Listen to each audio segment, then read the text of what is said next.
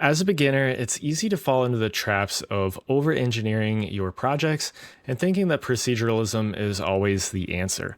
But that's not always the case, and it can cost you a lot of time. So let's talk about the questions that you should be asking before deciding whether or not you should make things procedurally, and also a major mistake that I see beginners making with procedural assets.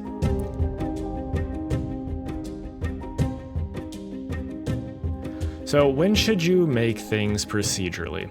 This is a question that I feel like a lot of people that are new to procedural environments are not asking themselves, or are asking themselves, but they are making the wrong decision. So let's talk about some of the questions that you should be asking yourself when you actually start a project. And before I jump in here, actually, this is going to focus on specifically like an environment where you're working in production, not necessarily where you're working just to learn some things, right? So if you're creating procedural assets to learn how to actually make them and do things like that, then that obviously may not be the most ideal situation to be making something procedurally, but you're doing it to learn. So that's not what we're talking about. We're talking about in more of a production type of environment. So the first question that you should be asking yourself is whether or not this will save you time. Time is the most important thing that you need to ask yourself, because time is going to cost you money. It's going to cost you just your time in general, and ultimately can really hurt you in the long run if you make the wrong decision. So you need to make sure that it's going to save you time if you're going to be working procedurally versus traditionally, or vice versa. The next question is, how much time do you have? So depending on how much time you have, you may want to choose a different solution. Both of these questions kind of go hand in hand with the other questions that we're going to be talking about. So you need to keep these in mind when you're asking yourself the next questions as well. So if you have a bunch of time, then you may be more inclined to do things procedurally, versus if you're more strapped for time, then you may not necessarily want to do things procedurally, or vice versa. They can kind of work in either direction. They can save you time, or it can cost you time depending on what you're doing. So what type of assets you're making is also important. If it's a hero asset, it's a mid-ground or a background asset, that's all going to be something that should play a role in your decision upon what you should use. So if it's going to be a hero asset, you're probably going to need a little bit more detail and control over things. It's going to be a lot closer to the camera, and you're probably not going to necessarily want to make it procedurally, or at least not fully procedurally. And that's another thing that we will talk about in a bit, is you don't necessarily have to make things all fully procedurally. You can do things kind of partially procedurally and save yourself some time as well. Another question is how much control you will need. So if you're going to need a lot of control of your assets, i.e. like your hero assets, then you're probably going to want to make those traditionally versus procedurally. But if you're not going to need that level of control, then you're going to probably want to make them procedurally. Or if you're going to need to have a big like swathing change over an asset, then you may be more inclined to make that procedurally, because you may have that control in your procedural setup. Another question is how many are needed. So how many of the assets you're going to make is going to be something that you should consider when deciding whether or not to do things procedurally. If you're going to need to be, let's say, making rocks, for example, and you're only going to need to make like 3 of them, then maybe you don't make them procedurally, because you're not necessarily going to need a ton of them. And it's probably just going to take more time to set up a procedural, setup versus just doing that procedurally, or traditionally, I mean. But if you're going to be doing, 100 rocks, then you're definitely going to want to do that procedurally, because you're going to just, waste a bunch of time making them all by hand, versus you can do a procedural setup and just change the seed and get all of those assets generated for you. So the last question I would say is going to be, am I likely going to need to change the asset majorly? This goes back to whether or not you're going to need to make like a big change to your asset as far as like the overall shape or something.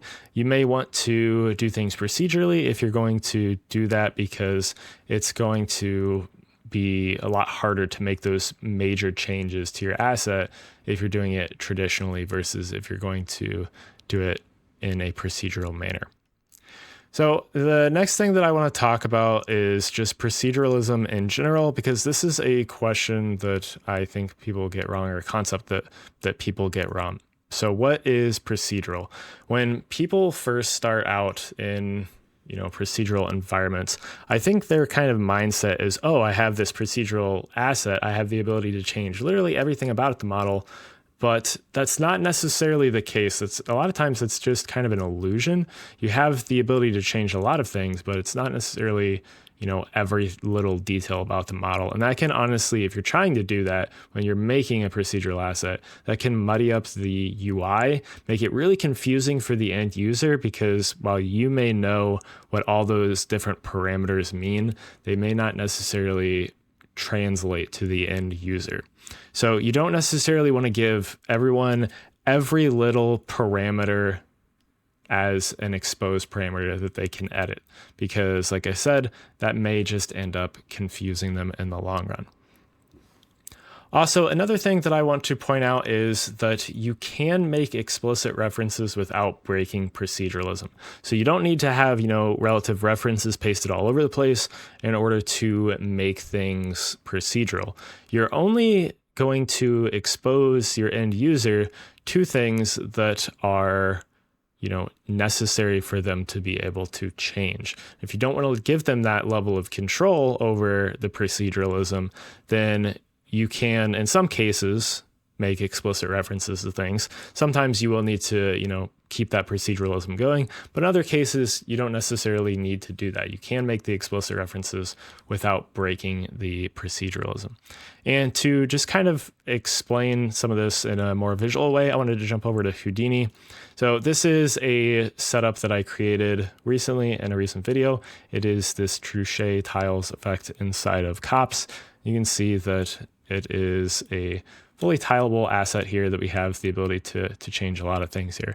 And I just threw everything into a subnet here just so that you can see that this would be like what a final asset may kind of look like, and what we're exposing and what we're not exposing. So I have basically just a seed here, but I also have some other inputs here that are giving you some extra level of control with the proceduralism versus, not having these, but they're not necessarily, in our parameter interface. They're just in this little area down here.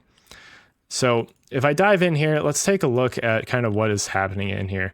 So I have an input that we're bringing in these, hexagon tile, and we're generating this type of a setup. So this is kind of the backbone of the setup.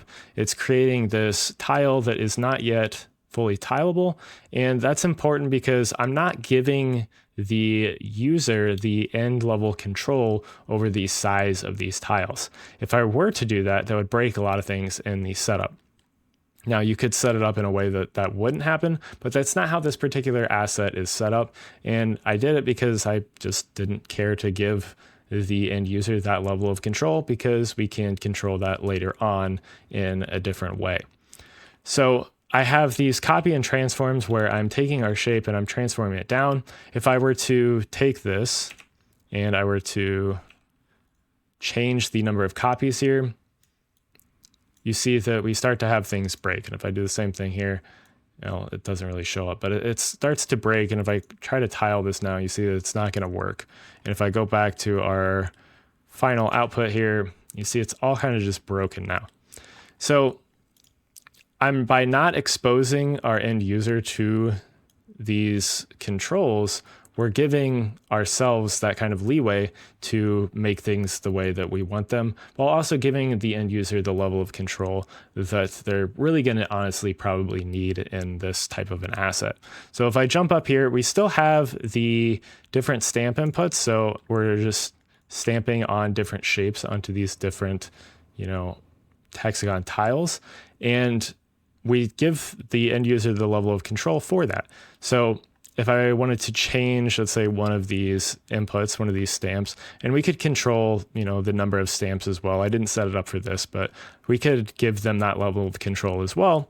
If I change this, you're going to see that we have a different shape that's being piped in here. So we have, added control for the end user while still maintaining our proceduralism. And you saw that we, didn't expose ourselves to things that's going to break this setup.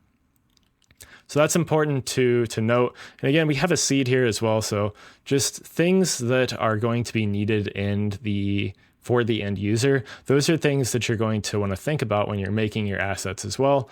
How do I want to make this asset so that it is clear and usable for the end user, but also maintains, the level of control that I want to give them and makes it easiest on me.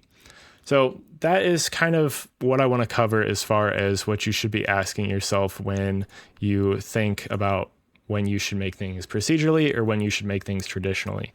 Don't feel like you need to make everything procedurally, because really that's just not the case, and it's not practical in a lot of situations. So start to ask yourself these questions when you're debating about whether to make things traditional or procedural, and don't fall into the mindset of, I need to make every little thing about my setup procedural as well. Because again, that's also just not necessarily the case. It's only going to be, what you need the end user to actually have access to, that you need to make procedural, and needs to be able to work with what parameters you do give them. So think about that when you're making your assets or when you're starting your projects, and you'll be a lot better off in the long run. And again, I just want to point out one more time that this is purely as far as like a production type of environment, not when you're trying to learn things. When you're learning things, you're maybe going to do things that aren't, the most ideal or save you the most time, but you're doing it to learn, which is a different story in itself. So anyways, hopefully this has helped you out and you start to ask yourself some of these things before you start your projects. But anyways, thank you guys for watching and have a good day.